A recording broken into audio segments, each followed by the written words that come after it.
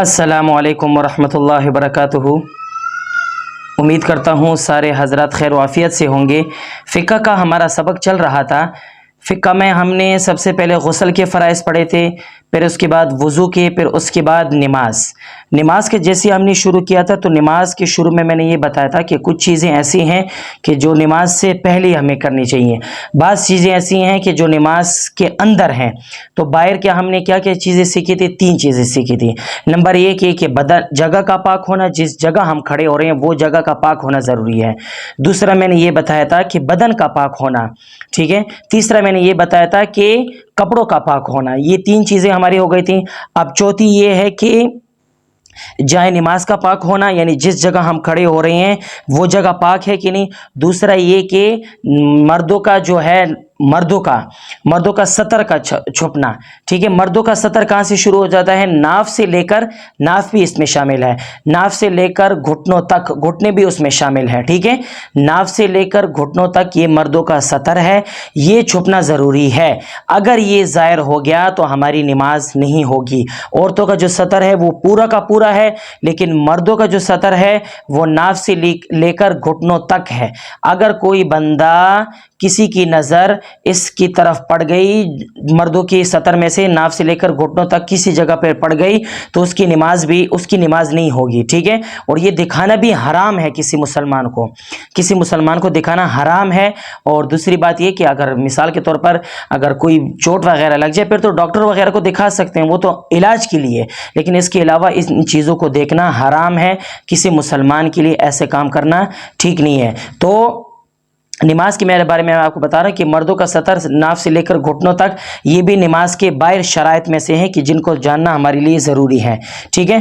दूसरा ये कि नमाज का वक़्त होना, कि नमाज का वक़्त है भी कि नहीं। क्योंकि जैसे मिसाल के तौर पर ज़वाल का वक़्त होता है, ठीक है। ज़वाल के वक़्त में भी कोई नमाज नहीं होती। जिस वक़्त सूरज जैसे ही असर के बाद का जो वक़्त होता है उसमें भी कोई नमाज नहीं पढ़ सकते, ठीक है। तो ये जो बाज़ वक़्त जो मकरूहात औकात होते हैं ना, तो उनमें कोई नमाज नहीं पढ़नी चाहिए। इसलिए नमाज का वक़्त होना ज़रूरी है कि फजर है, ज़ोहर है, असर है, मगरिब, इशा है, कौन सी नमाज का वक़्त है भाई, ठीक है।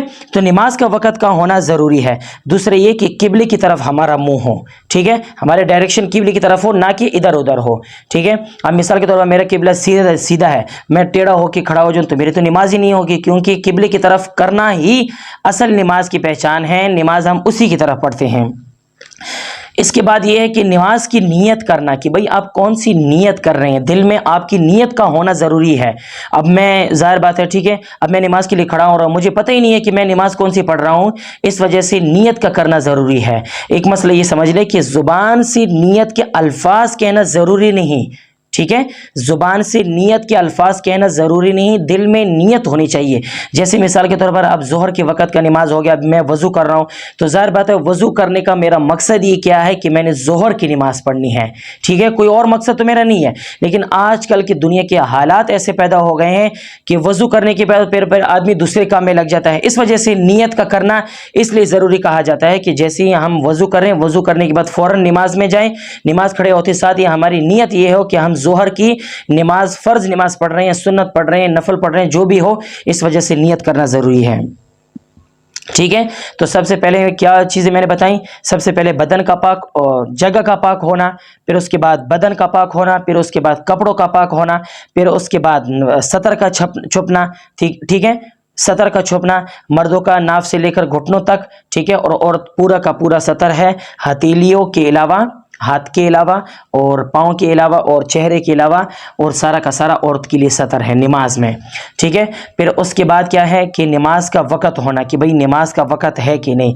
दूसरा ये कि किबले की तरफ मुंह करके नमाज पढ़ना, कि किबले की तरफ हमारा मुंह हो, ठीक है, किबले की तरफ मुंह करके नमाज पढ़ना, नियत करना। तो ये सारी चीज़ें जो हैं ये बाहर की हैं, ठीक है। ये नमाज पढ़ने से पहले की ये चीज़ें हमारी ठीक होना ज़रूरी हैं।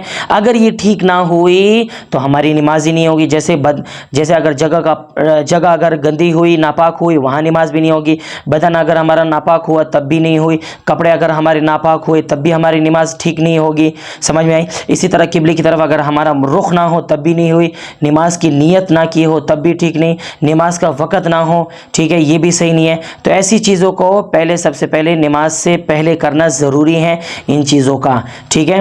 یہ ابھی باہر کی شرائط ہو گئی، اندر کی جو ہے انشاءاللہ وہ اس کے بعد ویڈیو میں انشاءاللہ آپ کو بتاتا جاؤں گا۔ فقہ کا یہ ہمارا درس چلتا رہے گا انشاءاللہ، اس سے بھی آپ کو بہت فائدہ ہوگا آگے جا کر۔ نماز جنازہ، نماز، ٹھیک ہے، جو مسئلے مسائل آنے والی چیزیں ہوتی ہیں انشاءاللہ وہ میں آپ کو اس ویڈیو میں مکمل تفصیل کے ساتھ بتاتا رہوں گا، ٹھیک ہے۔ اسی کے ساتھ آپ اپنے بھائی کو اجازت دیں۔ السلام علیکم ورحمۃ اللہ وبرکاتہ۔